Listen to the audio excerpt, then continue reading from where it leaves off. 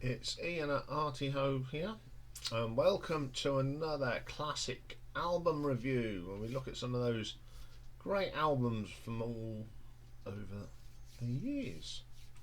So today we're looking at a band from Australia called Midnight Oil and their album Diesel and Dust. Now Midnight Oil, who are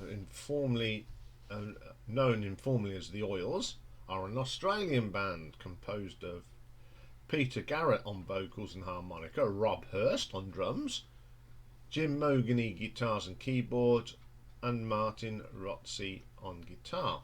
They were formed in Sydney back in 1972. They changed their name from, they were known as Farm, and they changed their name in 1976. Peter Gifford was on bass, and he served the band from 1980 to 87, then with Bones Hillman assuming the role until his death in 2020. Now Midnight Oil have sold a lot of records, 20 million albums worldwide as of 2022. Now the one we're looking at, Diesel and Dust, was their sixth album, and it was released in August of 1987 by Sprint Music label under Columbia Records. It's produced by Warren Livesey and the band. It's a concept album about the struggles of indigenous Australians and environmental causes issues important to the band. Yes.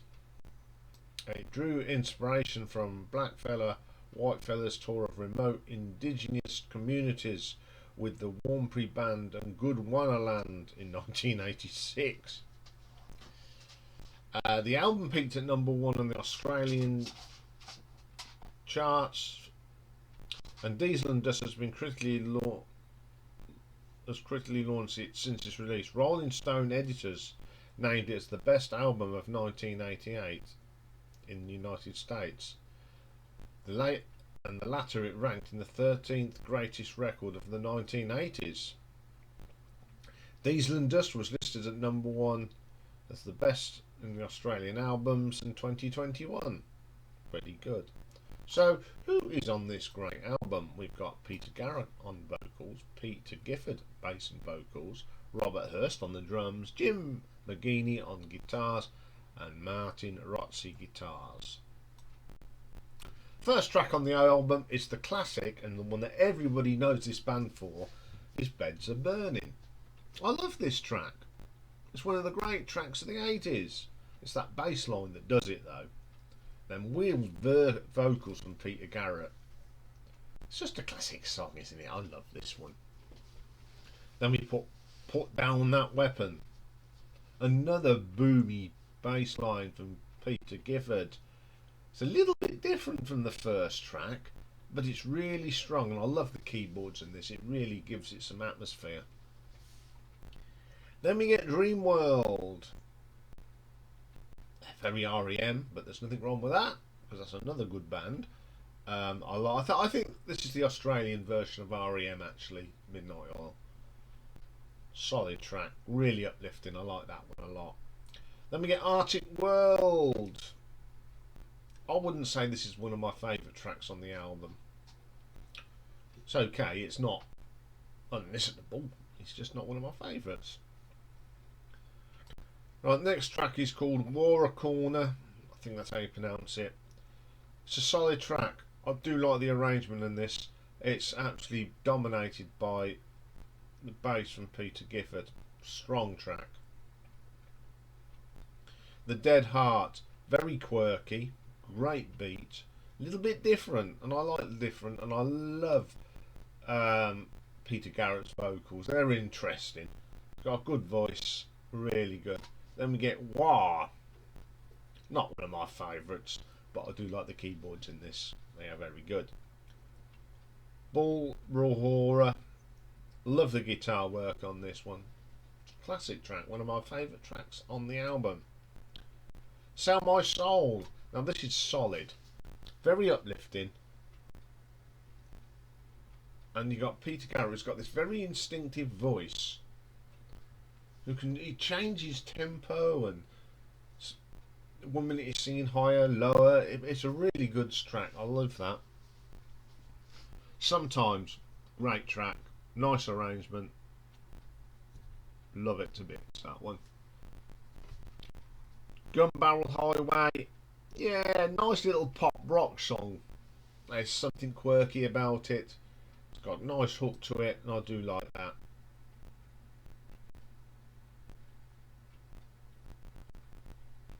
Yeah, this album did quite well. Obviously got to, as I said, it got to #1 in Australia, Canada, New Zealand. In this country, got to number 19, 22 in America, which is pretty cool. Certification, 7-time platinum in Australia, and 2 times platinum in Switzerland. I like this album. I've got it. I've got a couple of their albums, but this one I love. Again, it's one of them albums from the 80s that was a little bit different. I do love Beds of Burning. It's one of my favourite singles.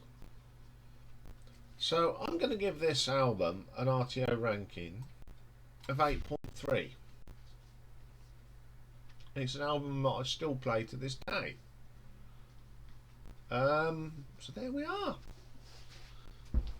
Go and check them out if you've never heard them. They're worth a listen.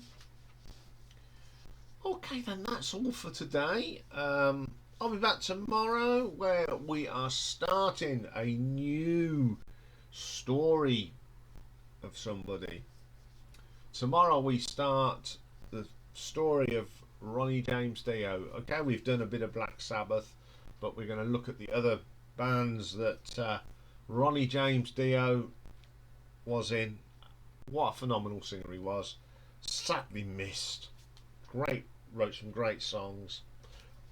Good all-round person. So tomorrow we'll be looking at the very short career of his real first big band, Elf. And also tomorrow is retro ranking. We're going back to my childhood. A band that came out of one of the talent shows at the time, Whoah. So we'll be looking at them tomorrow. So have a great day everybody, and I'll see you all tomorrow. Bye for now.